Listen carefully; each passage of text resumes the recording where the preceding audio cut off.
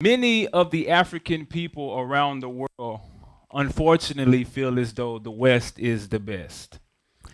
Many of the African people feel that they should look outside of the motherland for opportunity because the media has given them the depiction that things are much better in the Western world. Many of the African people think that the African Americans and the people that's in America are in the Western world living the American dream in a utopian paradise. But I'm here to tell you that that is far, far from the truth. Would you believe me if I told you that the Western world was set up in such a way that it would cause your own African brother to attempt to murder and take your life from you? Not only your African brother, but also Europeans who feel as though they're superior because of a narrative that's been pushed for decades. See, myself and the world had to unfortunately witness the highly publicized murder of George Floyd at the hands, or should I say, at the knee of a police officer. For those who aren't familiar with the story, let's just say George Floyd was murdered by a police officer, placing his knee into the back of his neck as he lied down on the ground, just like this. The murder of George Floyd reigned international attention and shined a light on the police brutality that we as African people deal with in the Western world. But what if I told you that similar stories happen every single day in the United States of America? See, it's sad, but I can name a few other brothers and sisters that suffer similar fates of being tragically taken away from us far, far too soon. Like Trayvon Martin. Trayvon Martin was a 17-year-old African young man murdered by a neighborhood watch volunteer simply because in the eyes of the volunteer, he looked suspicious for wearing a hoodie. And at the time of me having to watch this murder and watch the trial play out, I was an 18-year-old with only 1 month away from graduating high school. And I myself, I love to wear hoodies too, as you can see. So hoodies were kind of like a fashion statement. So can you imagine the weight that I felt knowing that that could possibly be my fate if I was to wear my hoodie outside one evening? The weight of the world, literally. So yeah. As I was watching the trial play out one evening at my grandparents' house, I felt a deep sense of helplessness and very unsure of the future and how society would accept me as I began to embark on my journey called life in the Western world. Usually around graduation time, people are, happy and excited and smiling. As you guys can see, well, my father was happy, my brother was kind of happy, you know how we do as teenagers, and my little sister, she was happy too. But just look at my face. At the time, I didn't know what was going on, but the day of graduation, I was feeling very heavy. Like all of my classmates were excited and ready to go take on the world, but I felt the weight of the world on my shoulders. I couldn't quite articulate it at the time, but now that I'm looking back at it, it's because I knew of the reality of what the Western world had to offer me, so I was not looking forward to leaving the comfort of high school and leaving my parents' house. I'm not gonna lie. So, yeah. After graduating high school, though, I quickly learned of the reality of being an African American in the Western world.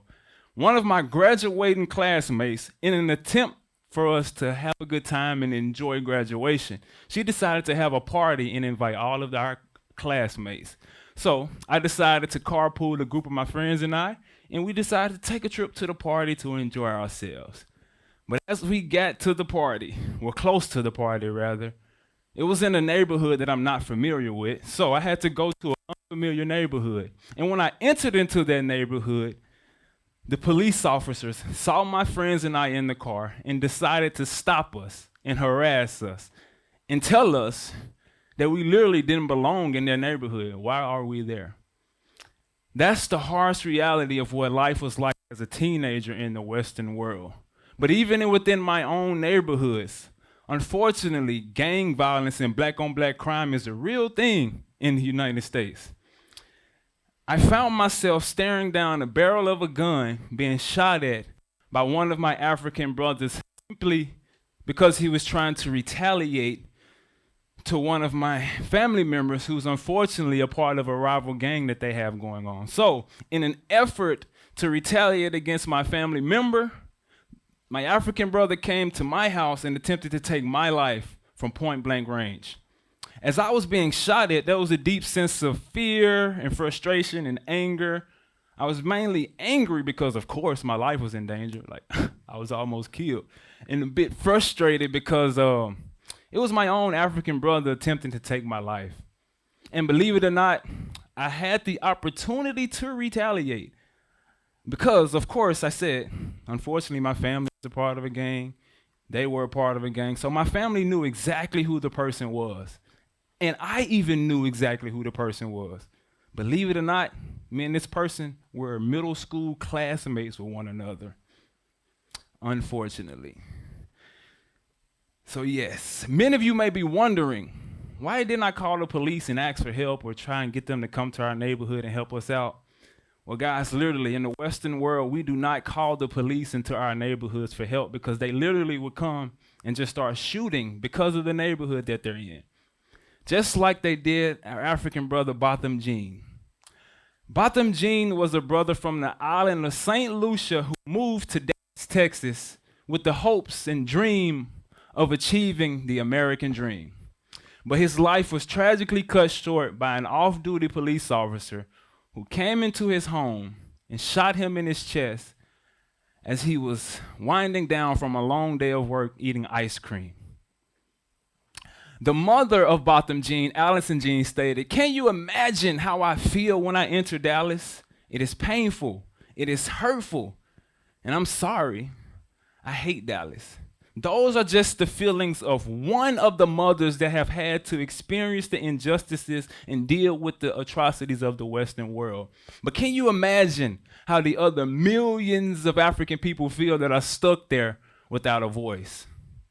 There is an illusion of inclusion in the Western world, but in reality, the African is all alone.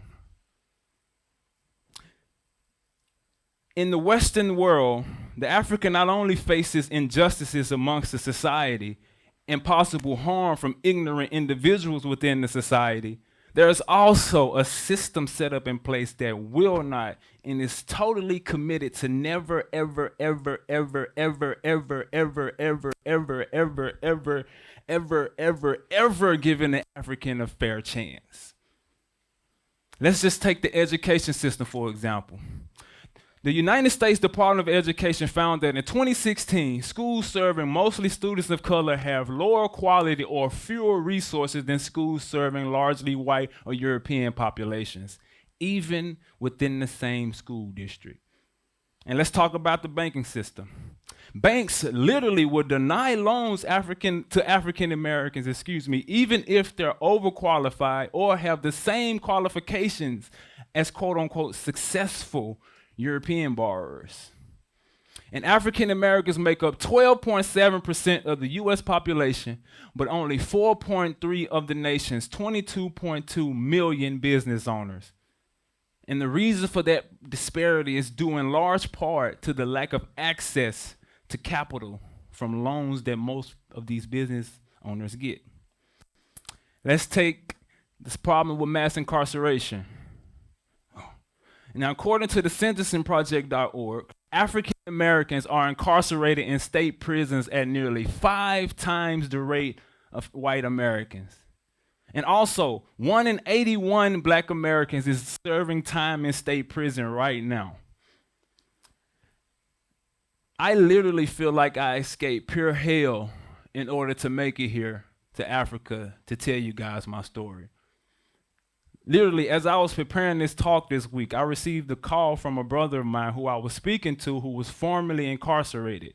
When I first moved to Africa almost a year and a half ago, he was messaging me on Facebook speaking about, man, when I get out of jail, I promise I'm going to try and come to Africa.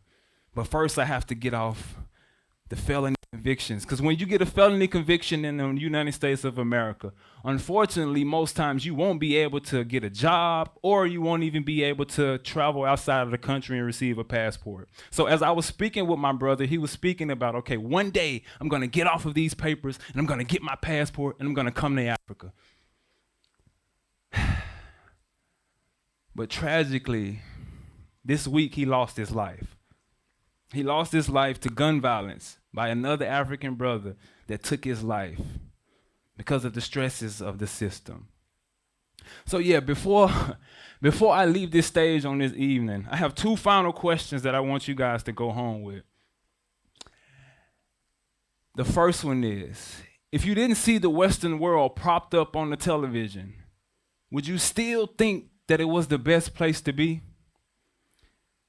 Me personally, I think that the Africans, instead of looking abroad for the opportunity to the Western world, I would challenge the African to look around at the opportunity. Look around at what you have around you.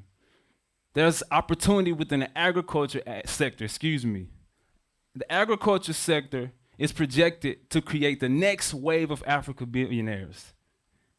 And it's, at this moment, an untapped gold mine because unfortunately, so many people have the wrong perspective about the benefits of agriculture. Many people tie it into slave labor and think that it's not something fun to do, but literally, if you look into agriculture, you could literally feed the entire world.